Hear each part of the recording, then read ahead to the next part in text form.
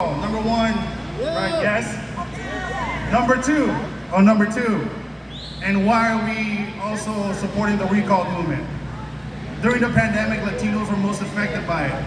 If you have not seen the statistics, 51% of Latinos in LA County were affected by the pandemic. They couldn't even make ends meet. And this governor has the audacity to go on national television and tell everybody that this campaign is being led by white supremacists, anti-vaxxers, QAnon conspiracy theorists, and so on and so forth. Do we fit any of that criteria? Can't you see a white supremacist when one is right Do we in front fit? of No. you? Is this a white supremacist? That is what Gavin Newsom wants Latino Democrats across this state to believe. And we're here to change that across the state. Because we are sick and tired of homelessness rates. We're sick and tired of high-rising crime. We're sick and tired of our kids in schools dropping out at a 45% rate. So we're gonna make some changes about that. And for what we're doing in Riverside, I'm gonna pass it on to Cynthia Morris, who is also my state secretary, but she's a great vice chair. So Cynthia, all you. Hi everybody, my name is Cynthia Morris. Just like Eddie said, the Hispanic and Latino community is actually endemically conservative, whether they know it or not. Much of our values align specifically with the Republican Party platform.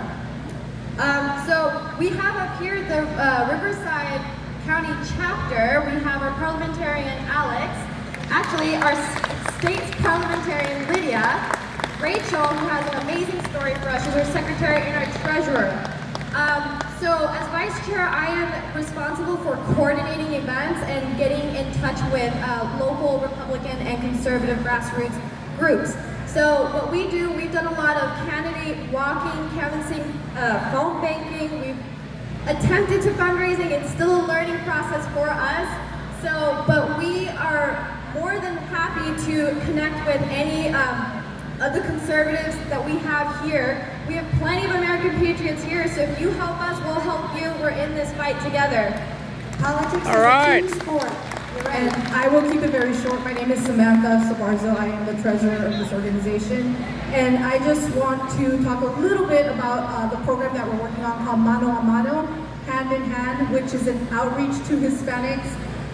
It's teaching people that don't know Spanish, and people that don't know English, so that there's communication there.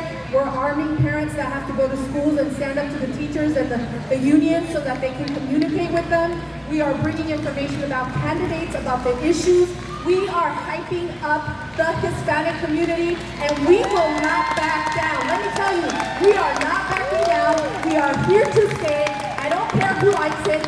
I don't want to be liked. I am here to do the work that God has called me to do. We all are, and we will continue to do that. If, like Cynthia said, if you work with us, we're here. We will walk. We will knock on doors. We will call people. We are here to work. We're not here for the recognition. We are just here to do the work because we care about California. We're not leaving California, and we will fight until we make a change.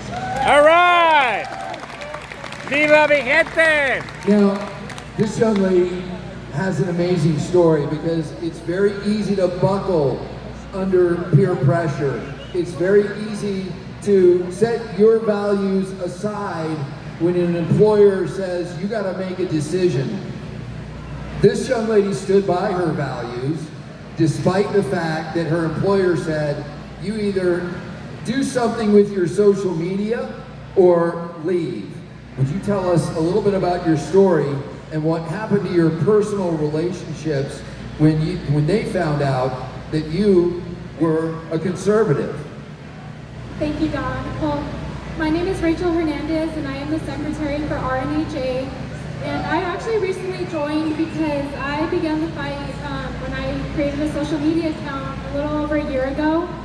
I was raised in a home where God was at the center of our home. We were always involved with politics. I attend Calvary Chapel, Chino Hills, where my pastor's Jack Hibbs, and we've been taught how to, put together to pursue politics and then also the Bible. And so that's how I was influenced. And so when I created my social media account, I actually posted a post that said white privilege is a lie. And shortly after that, I gained a lot of attention by a ton of people, a lot of my friends that I went to school with. I attended California Baptist University, and I was attacked by, I mean, you name it.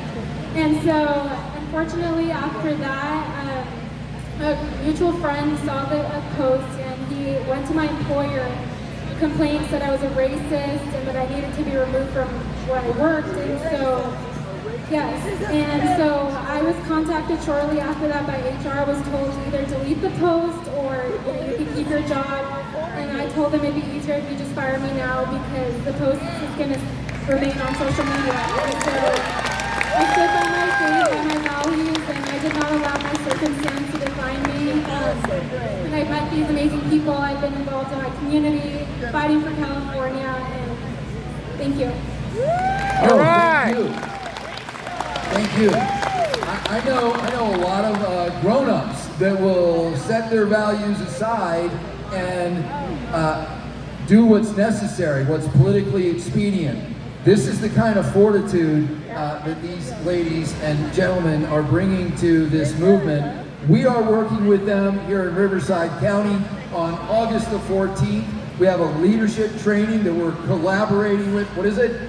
I'm sorry, the 21st. That we're collaborating with the Leadership Institute, our volunteers, their volunteers. We're all coming together to get some additional training. This is the kind of thing that we're doing with this Neighbor to Neighbor as volunteers. We're teaching people how to take their game to the next level. It doesn't happen overnight. I'm going to bring a couple of people up that have been doing this work in their neighborhoods.